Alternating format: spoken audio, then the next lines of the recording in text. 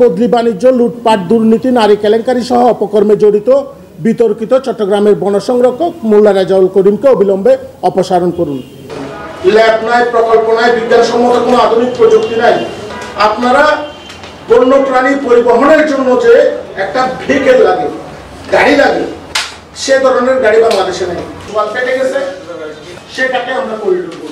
বদলি বাণিজ্য, লুটপাট, দুর্নীতিবাজ ও নারী কেলেঙ্কারি সহ বিভিন্ন অপকর্মে জড়িত বিতর্কিত চট্টগ্রামের বন সংরক্ষক মোল্লা রেজাউল করিমকে অবিলম্বে অপসারণ করা ও বন্যপ্রাণী হত্যা বন্ধের দাবি জানিয়ে সংবাদ সম্মেলন করেছেন পরিবেশবাদী স্বেচ্ছাসেবী সংগঠন save the nature of Bangladesh. ঘুরে দেখেছি পাহাড়ি অঞ্চলটা হাতি সহ সকল বন্যপ্রাণীর বসবাসের উপযুক্ত স্থান, যার কারণে আমরা সরকারকে প্রতিবেদন দিয়েছি কমিটি যে এখানে হাতির বাসস্থান নেই, হাতিকে রাখতে হবে এবং তাদেরকে যদি কোনো কারণে আমরা এখান থেকে ফিরিয়ে নিয়ে যাই, 10 মাস পরে হোক, 1 বছর পরে হোক, 6 মাস পরে হোক, তারা পুনরায় তাদের জায়গায় ফিরে আসবে। মঙ্গলবার সকালে চট্টগ্রাম প্রেস ক্লাবের এস রহমান হলে এই সংবাদ সম্মেলন অনুষ্ঠিত হয়। সংগঠনের চেয়ারম্যান আনমু মোয়াজ্জেম হোসেন বন্যপ্রাণী সংরক্ষণ ও হত্যা বন্ধে লিখিত বক্তব্যে 6 দফা দাবি সহ নানা বিষয় উপস্থাপন করেন।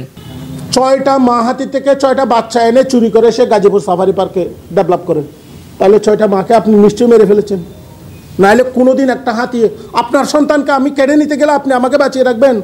আমরা এই দেশের প্রকৃতি, পরিবেশ, বন্যপ্রাণী সংরক্ষণে বিগত সরকারের সময়ে যারা প্রকল্প বাণিজ্য করেছে, কাতায় আছে, গোয়ালে নেই।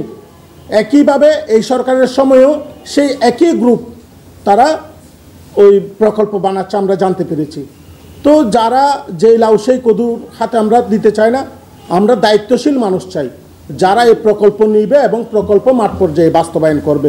তিনি জানান, জৈব নিরাপত্তার স্বার্থে ও বন্যপ্রাণী সংরক্ষণ ও নিরাপত্তার আইন লঙ্ঘন করে গড়ে তোলা সারা দেশের চিড়িয়াখানাগুলো বন্ধ হলেও চট্টগ্রাম চিড়িয়াখানা এখনো বহাল তরবিয়তে আছে। তাই ওই চিড়িয়াখানার সকল বন্যপ্রাণী অবিলম্বে উদ্ধার করা উচিত। শিল্পায়ন করছি, কিন্তু বনায়ন ধ্বংস করে কেন আমাদের শিল্পায়নে যেতে হবে?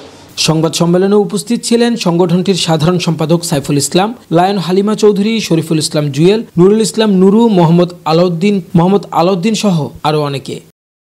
Desk news, news day 24।